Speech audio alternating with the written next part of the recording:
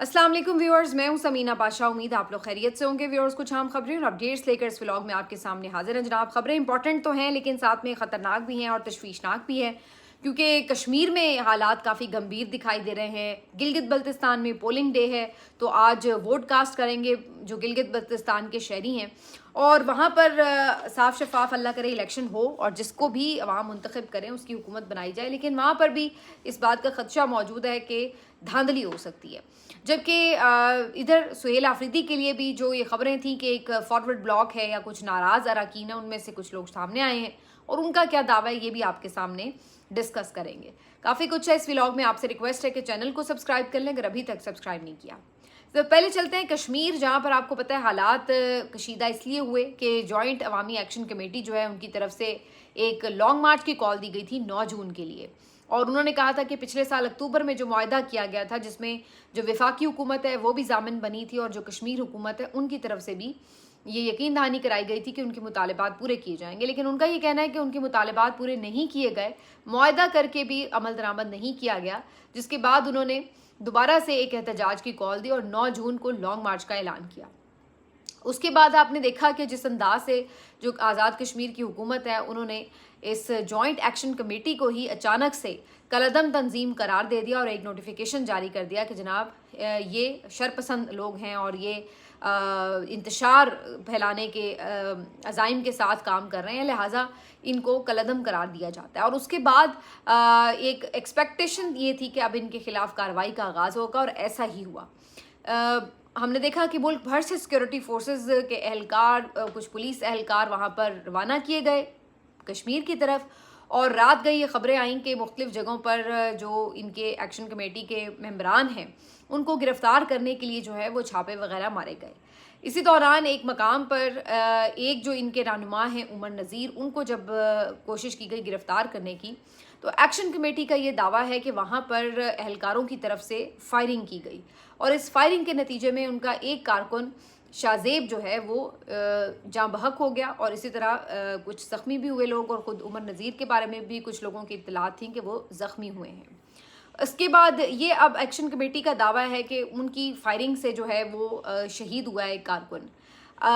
यहाँ पे फोर्सेस ने ज़ाहिर है कि इसकी कोई जिम्मेदारी नहीं ली है, लेकिन दूसरी तरफ उसके बाद इस बात की ज़ाहिर है कि फिर ख़दशा मौजूद था, खौफ मौजूद था कि अब एक कारकुन भी शहीद हो गया है, तो मज़ीद अब ये चीज़ जो है वो इसमें एहतजाज में शिद्दत लाएगी और ज़्यादा उनको अब इश्तियाल दिलाया जाएगा इस वाक़े की वजह से। अब देखिए, एक तरफ आपने उन लोगों को दुश्मन करार देना शुरू कर दिया, गद्दार करार देना शुरू कर दिया, कहा कि ये इंडिया के एजेंडे पर है, और मैंने उस दिन भी ये बात की थी और बार बार अब सब ये बात कर रहे हैं कि भाई ये आपको अचानक से पता चला है कि ये इंडिया के एजेंडे पर हैं।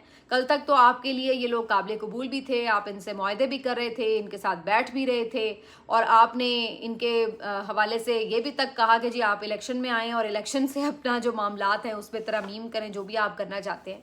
तो तब तो आप ये बातें उनसे कह रहे थे। तो अगर वो इंतशार पसंद थे तो आप उनके साथ क्यों बैठ रहे थे, आप उनकी बातें क्यों सुन रहे थे? और ये आपको 1 घंटे बाद अचानक पता चला कि वो इंतशार पसंद है और उसके बाद आपने उनको कलअदम करार देकर कार्रवाई का आगाज़ कर दिया। तो बेसिकली ये सारा जो एक मामला था कलअदम करार देने का, उसकी वजह ये थी कि एक जवाज़ फ्राहम कर दिया जाए कि ये कलअदम तंजीम है, लिहाजा इसके ख़िलाफ़ कार्रवाई का एक जवाज़ मौजूद है। ये बहुत ही अफसोसनाक मामला है कि यहाँ पर पाकिस्तान में या पाकिस्तान के जो ज़ेर इंतज़ाम कश्मीर गिलगित के इलाके हैं वहाँ पर भी इवन कि जो कोई अपने हक़ की बात करता है, चाहे वो किसी भी सूबे से ताल्लुक़ रखता है, किसी भी कौमियत से है, हम उसकी बात नहीं सुन रहे, उसके रिजर्वेशंस को एड्रेस करने की बजाय हम क्या करते हैं कि हम ये साबित करना शुरू कर देते हैं कि यार ये तो है ही मुल्क दुश्मन, ये तो किसी और के एजेंडे पर है, और ये हम तमगे बांटना शुरू कर देते हैं कि ये तो गद्दार है। और उसके बाद अब ये एक नया तर्ज अमल है कि जहाँ पर कोई पुरअमन एहतजाज के लिए भी बाहर निकलता है तो उसको डिक्लेयर कर दिया जाता है कि एहतजाज खा वो किसी भी किस्म का हो, पुरअमन हो, ख़वातीन के साथ हो, किसी भी तरह हो, उसको भी ये लोग यही डिक्लेयर करते हैं कि ये इंतशार पसंद एहतजाज था। पहले इन्होंने पीटीआई के एहतजाजों को यही नाम दिया, फिर आपने देखा टीएलपी के एहतजाज के साथ क्या हुआ, फिर इससे पहले भी कश्मीर में पिछले साल भी जब एहतजाज हुआ था तो इस किस्म के वाक़यात हुए, और फिर हाल ही में जो स्कर्दू में वाक़यात हुए जब आयतुल्लाह ख़ामेनी की शहादत हुई, تو ایسا لگتا ہے کہ اب کسی بھی قسم کا اور کسی بھی موضوع پہ احتجاج جو ہے وہ بس جرم ہی ہے. آپ اپنے حق میں اکٹھے نہیں ہو سکتے، حالانکہ یہ آئین ہمیں اجازت دیتا ہے، یہ آئین کی واضح شک ہے کہ آپ ایک پرامن احتجاج بھی کر سکتے ہیں اور اپنے رائٹ کے لیے آواز بھی اٹھا سکتے ہیں اور ایک پرامن گیدرنگ کر سکتے ہیں. لیکن یہ حق جو ہے، آئینی حق، یہ ہم سے چھین لیا گیا ہے اور یہ اب کشمیر تک بات چلی گئی ہے، وہاں تک پھیل چکا ہے یہ معاملہ. تو اب وہاں پر پہلے تو آپ نے ان کو یہ کہہ کے اشتعال ایک طرح سے دلا دیا کہ جناب آپ تو کسی اور کے ایجنڈے پر ہیں، اور اس کے بعد پھر اب اگر آپ یوز آف فورس کریں گے اور اس میں اس حد تک جائیں گے کہ جہاں پر خدا نخواستہ لوگوں کی شہادت ہو گئی یا کوئی اس طرح کے واقعات ہوئے، جانی نقصان ہوا، تو آپ سوچیں کہ آپ معاملات کو کس طرف لے کر جا رہے ہیں. یہ یاد رکھیے کہ جو اہل کشمیر ہیں ان کا مزاج ایک ذرا ڈیفرنٹ مزاج ہے. ہمارے ہاں تو پنجاب وغیرہ میں تو یہ ہے نا کہ چلیں جی کوئی گولیاں چل جاتی ہیں تو لوگ دبک کے گھروں میں بیٹھ جاتے ہیں.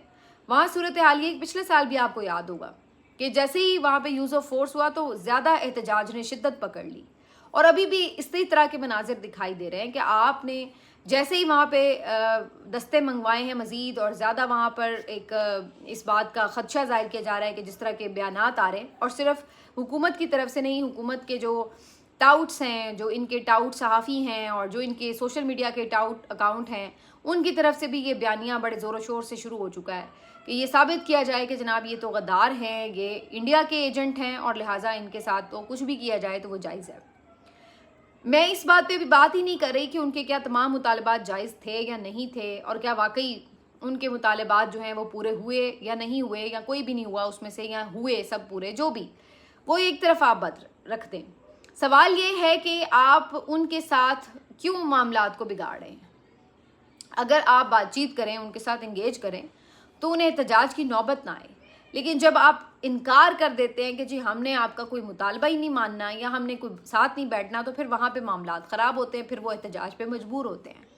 اب یہاں پر یہ ضرور کہا جا رہا ہے کہ جی ہم نے تو باقی مطالبات مان لیے ہیں، لیکن جو مہاجرین کی نشستوں والا معاملہ ہے وہ ہم نے ابھی نہیں مانا، اور اس کی وجہ سے جو ہے یہ احتجاج دوبارہ کریں. جبکہ ان کا موقف سنیں تو وہ یہ کہتے ہیں کہ ہمارا اور بھی جو مطالبہ ہے وہ انہوں نے نہیں مانا. یہ جھوٹ بول رہے ہیں کہ جی ہم نے باقی مطالبات مان لیے ہیں.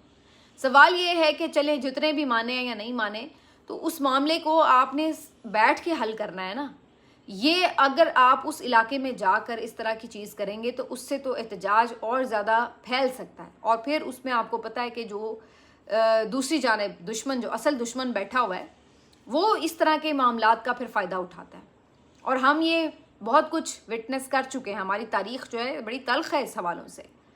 تو ہم نے اپنے گھر کو اتنا مضبوط رکھنا ہے، اتنی سپیس نہیں دینی کہ کوئی دشمن جو ہے وہ وہاں پہ گھسے اور کوئی فائدہ اٹھانے کی کوشش کرے. لیکن یہاں پر تو ایسا لگتا ہے کہ ہم ہر وہ کوشش کر رہے ہیں کہ جس سے ملک جو ہے وہ بدامنی کی لپیٹ میں آ جائے.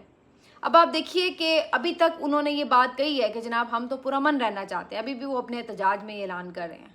لیکن الٹیمیٹلی اب ہم یہ بھی سن رہے ہیں ان کی طرف سے یہ دعویٰ بھی کیا گیا ہے کہ کوئی رینجرز اہلکار انہوں نے یرغمال بنا لی ہیں. ابھی اس کی کوئی کنفرمیشن نہیں ہو رہی دونوں طرف سے، لیکن یہ خبریں، اطلاعات آ رہی ہیں. اور ان کی طرف سے میں نے ایک ویڈیو بھی دیکھی جس میں انہوں نے یہ بات کی ہے کہ ان کے اہلکار ہمارے پاس ہیں. تو اگر یہ اس طرح کی سچویشن بن گئی دو بدو، تو پھر کیا بنے گا؟ اس بات کو کسی نے انالائز کیا ابھی تک، یا اس کو سیریسلی سوچا ہے کسی نے ابھی تک کہ یہ کہاں تک بات جائے گی؟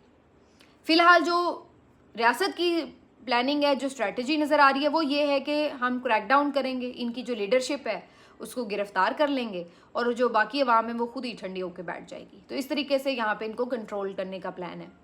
لیکن سوال یہ کہ کیا یہ حکمت عملی کامیاب ہوگی؟ کیا ان کی گرفتاریاں اس طرح آسانی سے ہو پائیں گی؟ کیونکہ وہاں پر اگر بڑے اجتماعات ہوتے ہیں تو وہاں پر اتنی آسانی سے آپ گرفتار تو نہیں کر پائیں گے. اور وہاں پر ابھی سچویشن یہ ہے کہ جو احتجاج انہوں نے 9 مارچ کو کرنا تھا اس سے پہلے ہی کام شروع ہو گیا ہے. اب انہوں نے راولا کوٹ میں جو ہے وہاں پر احتجاج کا اعلان کر دیا ہے، شٹر ڈاؤن شروع ہو چکا ہے. اور دوسری طرف انہوں نے CMH کے سامنے ایک دھرنا دے دیا ہے. اور اس کے علاوہ انہوں نے کہا ہے کہ ہم جو 9 جون کا ہمارا لانگ مارچ کا پلان تھا وہ اپنی جگہ انٹیکٹ ہے، وہ تو ہم نے کرنا ہے. اب اس میں بھی کوئی اتنے دن تو نہیں رہ گئے، بیچ میں 8 تاریخ ہی رہ گئی. اب 7 تاریخ تو شروع ہو چکی ہے، تو 8 تاریخ ہی بیچ میں رہ گئی. تو 9 کو تو ان کی ویسے ہی پلاننگ تھی کہ جو انہوں نے لانگ مارچ کرنا تھا.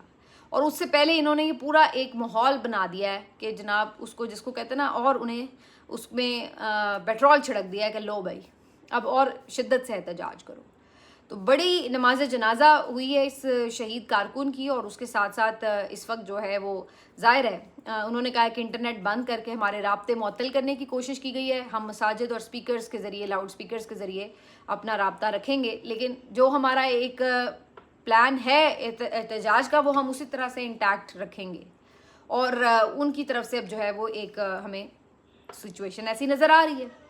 تو اب یہ اللہ خیر کرے اور اپنا کرم رکھے، لیکن یہ جو معاملات ہیں جس طریقے سے یہ ہینڈل ہو رہے ہیں، یہ کوئی آپ نہیں کہہ سکتے کہ یہ کوئی بڑی سمجھداری سے معاملات ہینڈل ہو رہے ہیں. دوسری طرف گلگت میں بھی آج پولنگ ہے، اور گلگت کے باشعور عوام ہیں اور ظاہر ہے وہ اپنا ووٹ کاسٹ کریں گے.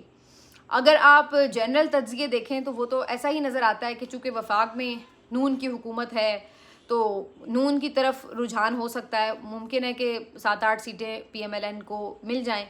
دوسری طرف پیپلز پارٹی کا آن گراؤنڈ صورتحال بہتر رہی ہے، مختلف سرویز میں نظر آتا ہے کہ پیپلز پارٹی کی بھی سپورٹ ہے. تو اگر وہ ہوتا ہے تو ممکن ہے کہ 9-10 سیٹیں ان کے پاس آ جائیں، تو 24 نشستوں پر یہ الیکشن ہونا ہے. اب اس میں سے کتنی پھر آزاد لیتے ہیں، کیا کتنے جو پی ٹی آئی کے امیدوار ہیں وہ جیت پاتے ہیں، اور اگر پی ٹی آئی کے امیدوار زیادہ نشستیں جیتنے میں کامیاب بھی ہو جائیں تو ان کو کیا نشستیں جیتنے دی جائیں گی، کیا وہاں پہ فارم 47 نہیں چل جائے گا. یہ خدشات اپنی جگہ برقرار ہیں. اگرچہ ہم یہ دیکھتے ہیں کہ نارملی تو لوگ انہی پارٹیز کو وہاں پہ ووٹ کرتے ہیں جو مرکز میں اسٹرانگ ہوتی ہیں، لیکن اسی طرح کے تجزیے ہمارے 8 فروری کو بھی ہوتے تھے. لوگ کہتے تھے کہ جناب اسٹیبلشمنٹ کا جس پہ ہاتھ ہوتا ہے اسی کو لوگ ووٹ کر دیتے ہیں، لیکن 8 فروری کو کم از کم پاکستان کے عوام نے تو یہ ثابت کیا کہ جس پہ اسٹیبلشمنٹ کا ہاتھ ہے اس کو انہوں نے مسترد کیا، اور جس کے خلاف اسٹیبلشمنٹ تھی اس کو انہوں نے جا کے بھر بھر کے ووٹ ڈالے. تو عوام پاکستان نے تو یہ 8 فروری کو متھ جو تھی وہ توڑ دی. الیکشن ڈے کی سائنس والے بھی دانشور ہم نے سنے، ہم نے یہ بھی دانشور سنے کہ جناب ٹرانسپورٹ دینی پڑتی ہے، ہم نے یہ بھی سنے دانشور کہ جناب جو گھروں سے نکال کے لے آئے گا ووٹر کو، بریانی کا ڈبہ بھی دے گا، ووٹ بھی ڈلوائے گا، اور پھر اس کو نظر آئے گا کہ جیتنا بھی اس نے ہے تو اسی کو ووٹ کر دیتے ہیں. پھر ہم نے یہ بھی سنی ہوئی تھی کہانی کہ جناب ووٹر جو ہے وہ ہمارا اتنا سمجھدار تھوڑی ہے کہ الگ الگ نشان ڈھونڈ کے کیسے وہ پتہ کرے گا کہ جو عمران خان کا ووٹر کون سا ہے، امیدوار کون سا ہے. تو نہیں ہو سکے گا. تو اس کے باوجود بھی ہم نے دیکھا کہ یہ ساری جو پریڈکشنز تھیں وہ غلط ثابت ہوئیں، اور عوام نے جا کے پی ٹی آئی کے لوگوں کو ووٹ ڈالا، عمران خان کے امیدواروں کو ووٹ ڈالا. تو ابھی بھی جو پریڈکشنز ہیں، جو ایک پیٹرن ہے، وہ تو ہمیں یہی نظر آتا ہے کہ جناب نون یا پیپلز پارٹی میں سے کسی کی حکومت بن جائے گی. کچھ لوگ تو یہ کہہ رہے ہیں کہ پیپلز پارٹی کے ساتھ ڈیل طے ہو گئی ہے اور پیپلز پارٹی 28ویں ترمیم کر دے گی، بدلے میں اس کو گلگت میں حکومت مل جائے گی. تو اگر کوئی ایسی ڈیل ہو گئی ہے یا کچھ اس طرح کے معاملات ہیں وہ ساری اپنی جگہ چیزیں، لیکن اگر عوام ہی کچھ پلٹ دے بازی تو پھر وہاں پہ بھی ہو سکتا ہے یہ تجزیے غلط ثابت ہو جائے. لیکن ایسی صورت میں پھر یہ کہ عوام صرف ووٹ کر کے آ کے بیٹھ جائے گی تو پھر تو یہ تجزیے غلط نہیں ہوں گے. پھر اس کے لیے یہ کہ آپ کو ووٹ کی حفاظت بھی کرنی ہے، کیونکہ 8 فروری کو جہاں لیک کیا پی ٹی آئی نے وہ یہ جگہ تھی کہ جب آپ نے ووٹ تو لوگوں نے جا کے ڈال دیا لیکن اس کے بعد آپ حفاظت نہیں کر پائے. جب وہاں پہ تبدیلی ہو گئی فارم 47 کی اور جب وہاں پہ ووٹ چرائے گئے تو وہاں پر آپ کوئی وہ پریشر نہیں بنا پائے، اور اس کی وجہ سے پھر آپ کے ہاتھ سے جیتا ہوا الیکشن لے لیا گیا. اور اس کے بعد بھی آپ نے سسٹم کے ساتھ چلنے کو پریفر کیا اور کوئی احتجاجی تحریک کھڑی نہیں کر سکے، جس کی وجہ سے معاملات پھر بالکل ہی آپ کے ہاتھ سے نکل گئے، اور پھر آپ کی پارٹی جو ہے کمزور سے کمزور اور تحریک بھی بالکل ٹھوس ہو کے رہ گئی. اب یہی پیٹرن کیا آپ نے گلگت میں رکھنا ہے، یا وہاں پر اگر آپ کے ساتھ کوئی دھاندلی ہوتی ہے تو وہاں پر آپ پہرا دیں گے اور اپنی نشستیں فارم 47 کے ساتھ لے کے جائیں گے؟ امکان کم نظر آ رہا ہے، لیکن آخر میں تو پھر گیم عوام کے ہی ہاتھ میں، تو دیکھتے ہیں کہ وہ اپنا ووٹ جو ہے وہ کیسے کاسٹ کرتے ہیں. اور دوسری طرف ادروائز تو پھر وہ پیٹرن تو موجود ہی ہے کہ جناب ٹھیک ہے بھائی، جو یہاں تگڑی پارٹیاں وہ وہاں پہ بھی حکومت بنا لیں گی، تو وہ ایک سائڈ پیٹرن تو پھر ادروائز ایگزسٹ کر ہی رہا ہے. بہرحال یہاں پہ بھی فوج کی زیر نگرانی جو ہے الیکشن ہیں، اور آگے جو کشمیر کے الیکشنز ہیں وہ بھی فوج کی زیر نگرانی ہی ہوں گے. اچھا جی، دوسرا جو ایک اہم معاملہ ہے وہ سہیل آفریدی کے خلاف بغاوت کا معاملہ ہے. اس کے اوپر جو سابق اسپیکر ہیں خیبر پختونخوا اسمبلی کے مشتاق غنی، وہ آج سامنے آئے. انہوں نے ایک ڈیجیٹل پلیٹ فارم پہ انٹرویو دیتے ہوئے کہا کہ وہ اور ان کے ساتھ 30 سے زائد لوگ ہیں، یہ انہوں نے دعویٰ کیا، اور کہا کہ ان کا جو بیسک اس میں مطالبہ ہے سہیل آفریدی سے، وہ عمران خان صاحب کی رہائی کے لیے ایک پریشر بڑھانے کا ہے. کیونکہ وہ سمجھتے ہیں کہ جس قسم کے احتجاج سہیل آفریدی کر رہے ہیں یہ ہومیوپیتھک احتجاج ہیں اور ہومیوپیتھک احتجاج سے عمران خان کی رہائی نہیں ہونی. تو انہوں نے کوئی وزارتوں یا فنڈز کی یا کوئی اور چیزوں کی بات نہیں کی. وہ کہتے ہیں کہ جی ہمارا ان سے جو اختلاف ہے وہ اس بات پر ہے کہ وہ ایفرٹ نہیں کر رہے عمران خان کی رہائی کے لیے, اور وہ ایفرٹ کرنے کے لیے ضروری یہ ہے کہ ہومیوپیتھک احتجاج نہیں بلکہ ایک واضح احتجاج ہو جس سے ایک پریشر پڑے حکومت پر اور وہ عمران خان کی رہائی کے لیے کچھ سوچے. لیکن ایسا چونکہ ہوتا نظر نہیں آ رہا تو اس وجہ سے ہم اس چیز کے اوپر مخالف ہیں. باقی ہماری کسی کے ساتھ کوئی ذاتی مخالفت نہیں ہے. تو مشتاق غنی صاحب یہ جو پیغام ہے اس کو لے کر سامنے تو آئے ہیں, لیکن سوال یہ ہے کہ کیا اس سے کوئی سہیل آفریدی کی حکومت کو خطرہ ہے؟ اگر تو واقعتاً صرف یہی مطالبہ ہے اور اس کے پیچھے کوئی ایجنڈا نہیں ہے تو پھر یہ تو میرا خیال ہے سہیل آفریدی ان کو اعتماد میں لے سکتے ہیں کہ اس معاملے کے اوپر وہ کیا سوچ رہے ہیں, کیا کر رہے ہیں, یا ابھی تک جو کیا ہے اس کی کیا ریزنز تھیں اور کیا مجبوریاں ہیں یا کیا نہیں ہیں. تو اس کے اوپر تو میرا خیال ہے آگے بات ہو سکتی ہے. لیکن اگر پس پردہ عزائم کچھ اور ہیں تو پھر ایک کہانی الگ سمت کی ہے. بہرحال انہوں نے دعویٰ یہ کیا ہے کہ جی ان کے پاس 30 سے زیادہ لوگ ہیں. دیکھتے ہیں کہ اگر موقع کوئی ایسا آتا ہے تو پھر وہاں پہ کتنے لوگ نکلتے ہیں ان کی جو بھی ان کے پاس جو ایک پوری زنبیل ہے اس میں سے. GNN کے ایک سینئر رپورٹر ہیں یاسر ایاز, یہ نوجوان رپورٹر ہیں, کل سے یہ لاپتہ ہیں اور ان کے بارے میں کوئی خبر نہیں ہے. وفاقی دارالحکومت سے یہ لاپتہ ہیں. ویسے تو ان کا تعلق جو ہے وہ مانسرا سے ہے, لیکن یہاں پر یہ ظاہر جاب کر رہے ہیں. GNN میں کام کر چکی ہوں تو مجھے ان کی جو خیریت ہے اس کے حوالے سے کافی فکر بھی ہو رہی ہے, لیکن ابھی تک ان کے حوالے سے کوئی خبر سامنے نہیں آ سکی کہ وہ کدھر ہیں. ان کے موبائلز بھی ٹریس نہیں ہو سک رہے جس سے اندازہ ہو کہ وہ کدھر ہیں اور کہاں سے وہ لاپتہ ہوئے ہیں. لیکن یہ افسوسناک صورتحال ہے کہ اگر وفاقی دارالحکومت سے بھی اس طرح لوگ لاپتہ ہونا شروع ہو جائیں تو یہ بڑی خوفناک صورتحال ہے.